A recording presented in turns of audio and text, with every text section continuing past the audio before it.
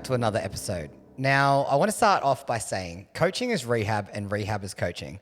Anyone that's worked with me understands that I say this all the time. And the reason being is coaching and rehab are an ecosystem that work together. They're not separate things. When we look at coaching, it's often one side of the field, and then you look at rehab and it's the opposite side of the field.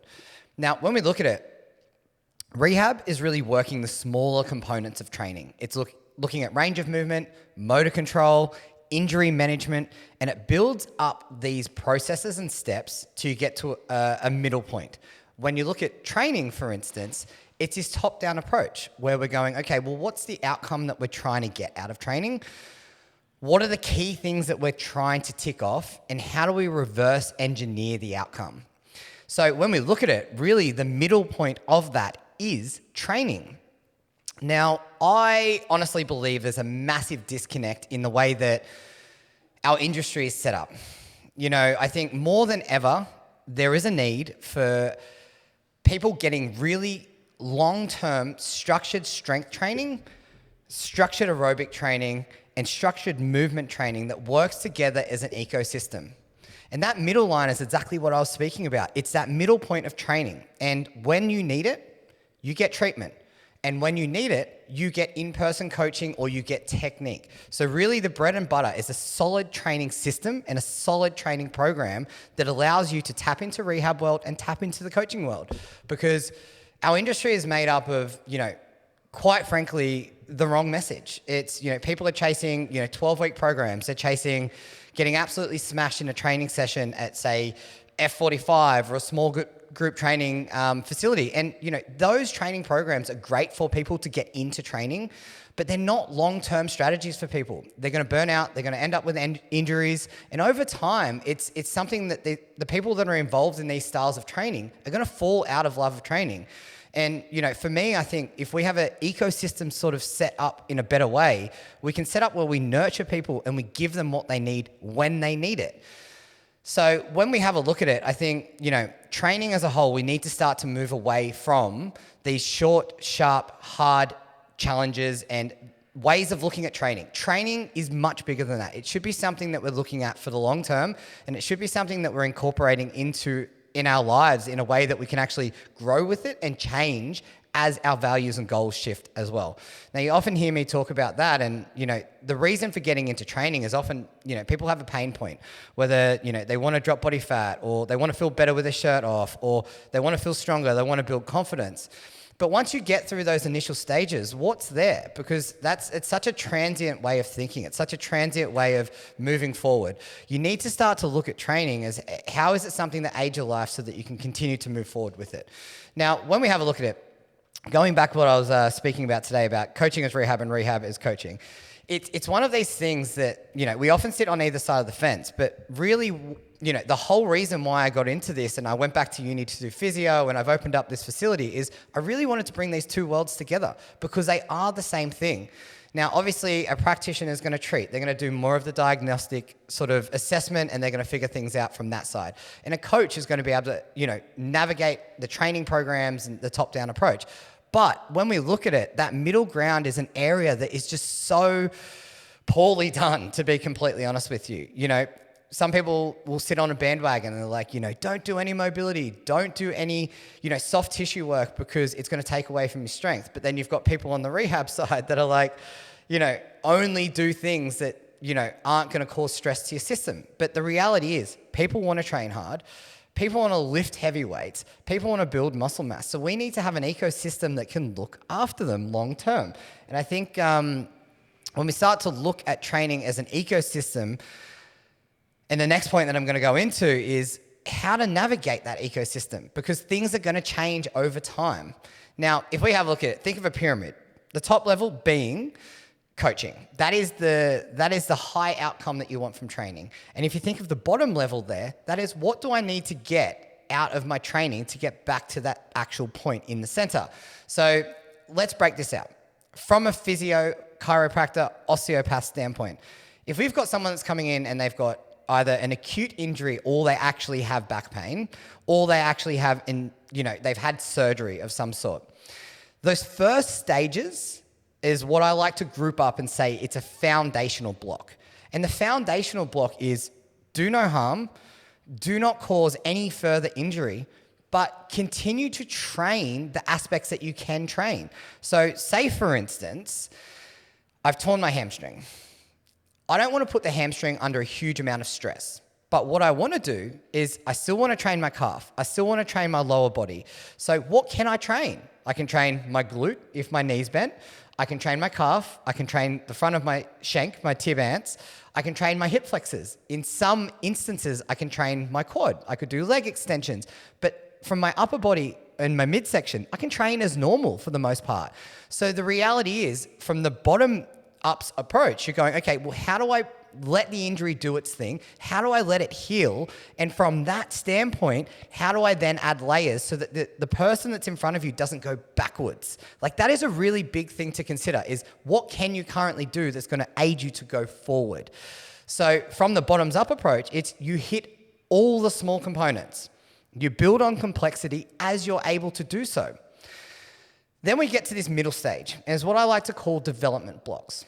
Now, the development block is this center stage where this is where you start to stack in real life qualities. So you might need to, say you've had that hamstring tear, you're out of the acute stages of your injury, your hamstring is able to withstand forces. So you want to start to then introduce it to different types of loads.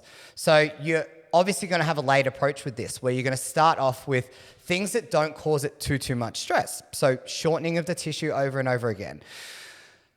Once you build up some tolerance in it, you go, okay, well, how are we going to then further progress that? We're going to start off by building some muscle mass. We're going to start off then by incorporating that into strength training. So those development blocks actually build the foundation of what training is. So the first foundational blocks may be 8, 12, 16 weeks in some cases. The development blocks could be up to 30 weeks long. It could be even more. Like if you think of an ACL, for instance, those first few stages of, or the first few weeks of training is basically soft tissue management. You want to make sure that areas don't get tight. You want to make sure that the swelling is out of the area, but you want to be able to train the areas that you can train. So it's motor control, locomotion, getting moving, and just making sure that you don't disrupt the surgery that's happened. But then, as the swelling dissipates, it goes away, you want to start to make sure that you can get the muscles and the tissue around the joints upregulated and working, so that when you move into these development blocks, then you can get to work, because that's the key. And I think, if we go back, 20, 30, 40 years ago, we got it all wrong. We were protecting the people. We were making sure that they weren't actually really doing anything. They were actively resting these areas. But what we know now is we want to get up, we want to get moving, and we want to make sure that people are mobilizing as early as possible, because it's going to aid with the fluid movement. It's going to help keep the local conditioning and the muscle mass that you have availability to use upregulated. Then we move into these development blocks, right? And this is where, in these development blocks, the bread and butter of your training is. Like, it's where we build all the qualities that we want. We work on tempo, we work on positioning, we work on really refining our technique and our position, so that we can then take those blocks and move it into performance. And, if you're in the rehab world, you've often probably heard of it as return to play. I don't really like to call it return to play, because I think the majority of people don't actually play sports. So I call them performance blocks. And those performance blocks is you're back to 100% capacity, but you still need work to be done. Now, this is the point that you funnel into the coaching system. So if we recap on the rehab system, you've got foundational blocks, development blocks, which are made up of strength training and hypertrophy, and some power stuff in there as well. And then you have performance blocks, which is getting back to what you were doing pre-injury. Then if you draw a line around, you come around, you've got that same setup for coaching, where you've got foundational blocks, development blocks, and performance blocks. So if we break that out a little bit there, the foundational blocks for coaching are onboarding. So you're working on technique, you're getting used to training in a certain way over and over and over again. And if you have been training for a longer period of time, what you end up doing is you use those foundational blocks to work on training variability and structural balance. So an example around this is, say you've just trained 12 months for a powerlifting competition.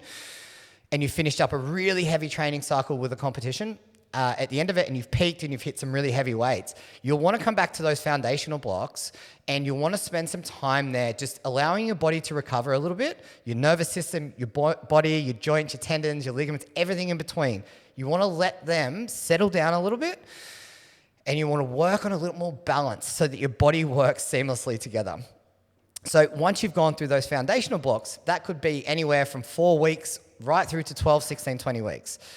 And then you move into the bread and butter of your training. Now, if you see, it's exactly the same as the rehab process, but it's just looked at from a different lens. Now, these development blocks are base hypertrophy, base strength, this is where the bread and butter, and you get the most out of your training comes from, is these development blocks. From these development blocks, at the end is when you make it really performance-based. So say, for instance, your main goal was just to get strong. You would start off your development blocks with more rep-focused work. So it'd be higher reps working more so on muscle mass. Then within that development block stage, you would then move that into strength training. So you would take the muscle mass that you've built, the resilience, the conditioning, and take that into strength training. From a strength training standpoint, you would then move into a performance block. And in the performance block is when you then start to ramp up and hit heavy weights, whether it's a heavy triple, heavy double, heavy single, whatever you're working towards, that's in the performance block. But the bread and butter is done in the development block. Now, if you were the opposite way and you just wanted to build muscle mass, you actually may start off your development blocks just with strength training. So build a base level of strength. Then from there, you actually layer up intensity in terms of training volume. So the back end of your development block will be adding layers to intensity. And then when you get into the performance block, you're hitting heavy weights for a lot of sets and reps.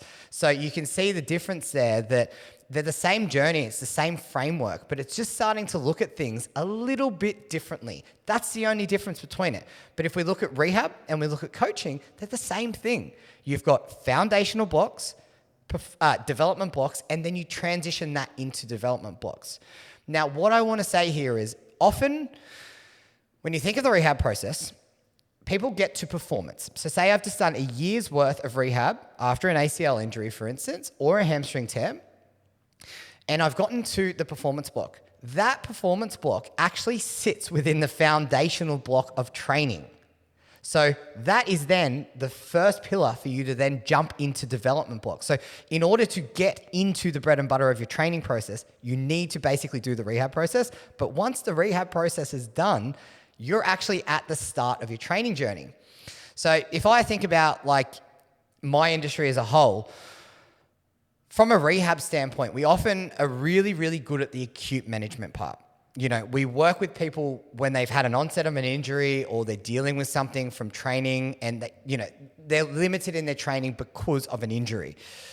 And we kind of nurture that little acute, you know, front end component. But then it's like when we actually then go to incorporate it back into training, there's a really big mismatch between rehab or the acute management side and actual training. So what we should be doing is going, okay, you're finished your acute management and now we're actually moving you into training. But when we have a look at, say, clinics, they're not set up to actually look after people long-term for training in most cases. There are some, but the reality is most people work with people on the acute end, or there's a gym that works with people on the performance end. So that middle point is actually what we need for most people, because when we look at training, you are going to have periods of time where you sustain an injury, whether it's big or small, you have a setback in training, and you're going to need to work through some stuff. So from my perspective and the way that I've set up this facility is I want to make sure that I can look after people through their entire training cycle. You know, if they're training really hard for a performance outcome, great, amazing, let's look after that. But if something pops up along the way, we actually want to be able to nurture that as well and look after you so that we can deal with the injury and then put you back into training. Because at the end of the day, training is the thing that everyone needs. Rehab is something that allows you to get and continue to do your training. So when we look at it from this lens, we really need to sort of take a step back and go, okay, well, training is rehab, rehab is training. They're the same thing, but we need a framework as to how we can actually work around it. And if we go back to the simplicity of it and we break both the rehab and the coaching into foundation blocks, development blocks, and then performance blocks, it's a really easy way to look at it. And the performance blocks basically leads into the start of the training process. It's a really simple framework that you can use when you're working with people to make sure that they're on track and that they're ticking off boxes. Now, with training systems, I think it's something that like our industry actually just has really poor structure around it. Like I think our industry basically sells methods and we sell a component of a bigger system, but there's no real massive frameworks that you can sit your systems within. So systems, I honestly believe, are an absolute superpower. When you've got training coaching systems and rehab coaching systems, it allows you to get repeatable results over and over again. It's one of those things that they come in and you're not limited by your thinking. You come in and you go, okay, who are you? What's wrong with you? How can I help you on your journey? Where are you currently at? How do we take that? And how do we create an individual path for you within a training system? Like that is the key. You know, back in the day, I used to pride myself on this. And I used to say, oh, individualized programming. And look, programming is personalized. It is individualized in a sense that you're on your own path and we have to scale things up and scale things down throughout that process. But it should work within a training system as a whole. There should be a logical way that you can go through it, because if you don't have a system that you work in, it's guesswork. You're throwing in inputs and just hoping that the output is going to be what you want, rather than having a way of looking at training and go, well, if we stack A and then we add B and we add C, we know that we're going to get a certain outcome. And then if, for instance, your thinking is wrong, you're going to see that pattern pop up. But without any consistent inputs, it's very hard to see what the output is. So I think, you know, wrapping up for today is, you know, I want people to start to think more so about rehab and coaching being the same thing. There's a huge disconnect within it. And I think from a practitioner standpoint, I think there's a lot more work to be done where we can take people further than just the acute management standpoint side. And I think from a training and a movement variability standpoint, I think coaches are actually doing a really good job at the moment of, you know, learning more about, you know, structure and function and how it works and how it all comes together. But it's normally coming from a lens of technique. So if we really bring those two worlds together, where we're focusing on the outcome, we're focusing on the technique, we're focusing on the training, you know, components and the long-term plan. But then when there is a rehab component that we need to dial in on, we're looking at that and we're going, okay, well, how do we help this person out of the injury? How do we help them get back into the thing that we know they need, which is training? So those two ecosystems need to come together. So that's it from me today. I hope you guys got something out of it, and I'll see you guys in the next episode.